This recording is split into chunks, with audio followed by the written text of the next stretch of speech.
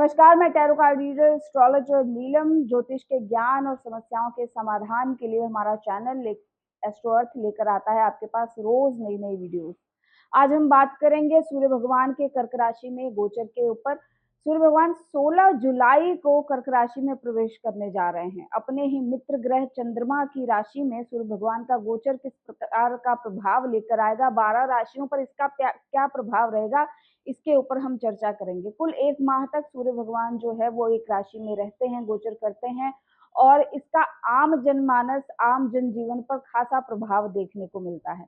सूर्य भगवान जहां 19 जुलाई को पुष्य नक्षत्र में रहेंगे, वहीं 2 अगस्त को ये अश्लेषा और इसके बाद 16 को मघा से ट्रांजिट करेंगे। इसके बाद सूर्य भगवान जो है अपनी ही राशि सिंह राशि में गोचर कर जाएंगे। लेकिन उससे पूर्व हम जानेंगे कि 12 राशियों में पर क्या प्रभाव रहेगा जब सूर्य भगवान, इतना बड़ा प्लैनेट जो है वो ट्रांजिट करता है किसी भी राशि में, तो उसका आपके जीवन पर क्या प्रभाव रहता है।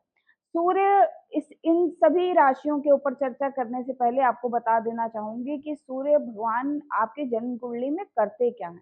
सबसे पहले तो आपकी जो आत्मा है, जो आपकी सोल है, जो सोल की जर्नी है, उसको हम सूर्य से देखते हैं। आपकी जन्म पत्रिका में सूर्य जिस भी भाव में होगा, जिस भी राशि में होगा, उस उस भाव, उस राशि से जुड़े कर्म, उस भाव या उस राशि से जुड़ी आपके डिजायर्स जो हैं, जो आपकी सोल की जर्नी है, उससे रिलेट करती है। तो वहां से जुड़े कर्म जो है बहुत हद तक ऐसे आपके जीवन में जो वर्तमान समय में आप करेंगे, आपका स्वभाव, आपकी नेचर या आपकी सोल की जो डिजायर है वो वही देखी जाती है सूर्य की प्लेसमेंट के साथ। सूर्य आपके पिता का कारक ग्रह माने जाते हैं। सूर्य से आपकी वंश वृद्धि देखी जाती है। सूर्य से आपका तेज, सूर्य से आपकी पर्सनालिटी देखी जाती है। सूर्य से आपके सत्यवादिता देखी जाती है। सूर्य से आपके लोगों के प्रति आपका रवैया कैसा, आप कितने उदार हैं, आप लोगों को देना कितना जानते हैं, आपकी प्रकृति में कितना लोगों के प्रति न्याय का की भाव है, उसके बारे में सूर्य जो है वो बताते हैं। सूर्य अगर बहुत अच्छी अवस्था में है और बहुत ही स्ट्रॉन्ग पोजीशन में है, तो ऐसे में सत्ता की प्राप्ति, पद की प्राप्ति, गवर्नमेंट से रिलेटेड चीजें जो है वो सूर्य से देखी जाती है। सूर्य कहीं ना कहीं आपकी आत्मा की ऊर्जा है, रोशनी है।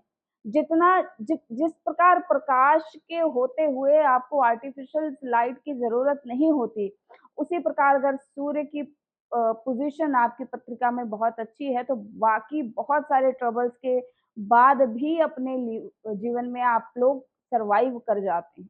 जो लीडरशिप क्वालिटी है वो सूर्य महाराज के पास है। 12 आदित्य माने गए हैं और इनके ऊपर एक बहुत एक्सप्लेन में वीडियो में जरूर बनाऊंगी। लेकिन सूर्य का किसी भी राशि में गोचर करना अपने आप में एक सिग्निफिकेशन लेकर आता है। चंद्रमा जो कि मन का कारक ग्रह है और जो नवग्रह तारामंडल में रानी का दर्जा चंद्रमा को दिया गया, इनको एक ही कालपुरुष कुंडली में एक ही भाव मिला हुआ है। जैसे सूर्य को सिंह राशि मिली है, वैसे ही चंद्रमा को 4th हाउस कैंसर साइन मिला है। यहाँ पर अब एक राजा की स्थिति जो है वो रानी के घर में कैसी रहेगी, कुछ इस प्रकार का विवेचन जो है होता है जब कर्क राशि में सूर्य महाराज गोचर करते हैं। तो आइए अब जानते हैं, विषय को आगे बढ़ाते हैं कि 12 राशियों पर किस प्रकार का प्रभाव रहेगा सूर्य महाराज का कर्क राशि में गोचर करने से। अब बात करेंगे सिंह राशि वाले जातकों की। सिंह राशि वाले जातकों पर सूर्य भगवान का कर्क राशि में गोचर क्या प्रभाव लाएगा। कर्क राशि जहां आपके मानसिक स्थिति के बारे में बताती है, आपके मन का एनवायरमेंट, मन की स्थिति कैसी है, घर का एनवायरमेंट कैसा है, आपके माता के साथ संबंध कैसे हैं, मातृत्व भाव कैसा है, 4th हाउस आपका घर, इसके साथ आपके वाहन का सुख, आपका सुख जो है वो कर्क राशि से जुड़ा होता है। जहां भी जिस भी भाव में कर्क राशि फॉल करती है, वहां पर आप देख लीजिए कि उस भाव से जुड़ा सुख, वहां कोई ना कोई परेशानी जो है वो आपको देखने को मिलेगी।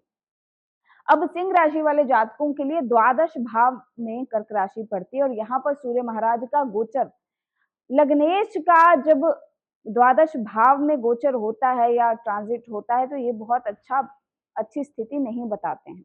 यहाँ पर अब खर्चों के लिहाज से आपकी परेशानियाँ बढ़ सकती हैं, ओवर एक्सपेंस करना पड़ सकता है आपको। यहाँ पर खर्चे जो हैं वो आध्यात्मिक रूप से हो जाएँ तो बहुत अच्छा, किसी स्पिरिचुअल प्लेस पर आप जा सकते हैं, उसके लिहाज से ये खर्च जो है वो एक अच्छी ही स्थिति लेकर आएगा। लेकिन इसके अलावा हो सकता है कि कहीं पिता के स्वास्थ्य पर धन खर्च करना पड़ जाए, या अपने ही स्वास्थ्य पर, अपने ही वेल-बीइंग पर धन खर्च करना पड़े।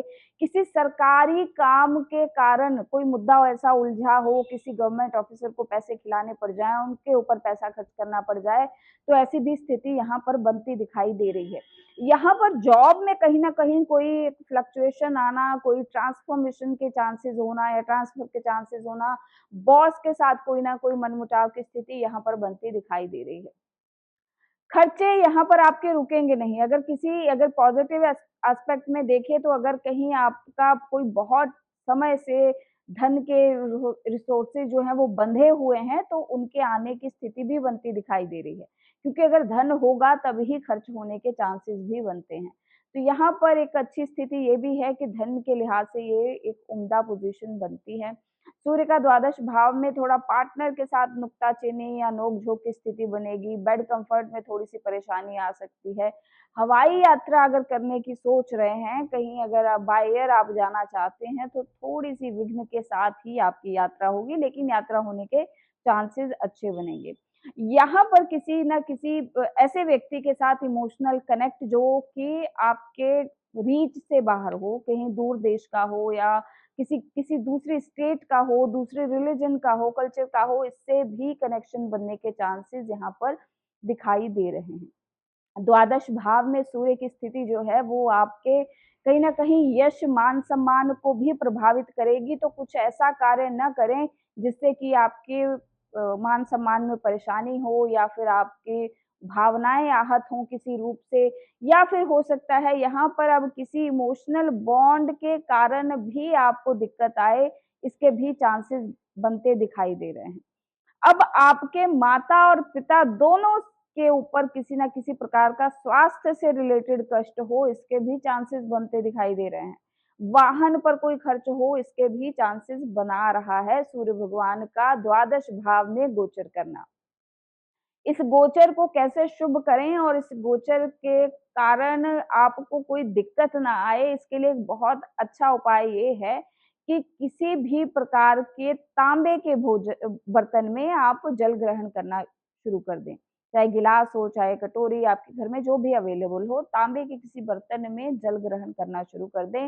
एक बहुत अच्छा रिज़ल्ट लेकर आएगा इस पूरे 1 माह तक। इसके साथ ही अगर ऐसा करना आपके लिए समय ना हो या संसाधन की में कोई दिक्कत आ रही है, कोई परेशानी आ रही है, नहीं कर पा रहे हैं, दूर हैं कहीं, ट्रैवल नहीं कर पा रहे हैं, तो फिर एक काम उससे भी आसान वो ये है कि प्रतिदिन नियमित रूप से गेहूँ से बना कोई ना कोई रोटी या कोई ना कोई आहार जो है वो अपने भोजन में डालना शुरू कर दें, खाना शुरू कर दें, उससे भी आपको लाभ मिलेगा।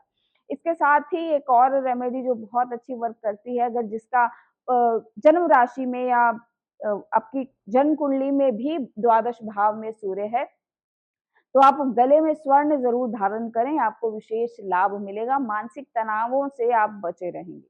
तो ये था सिंह राशि वाले जातकों के लिए सूर्य भगवान का गोचर। अब चर्चा करेंगे अपनी अगली राशि के ऊपर।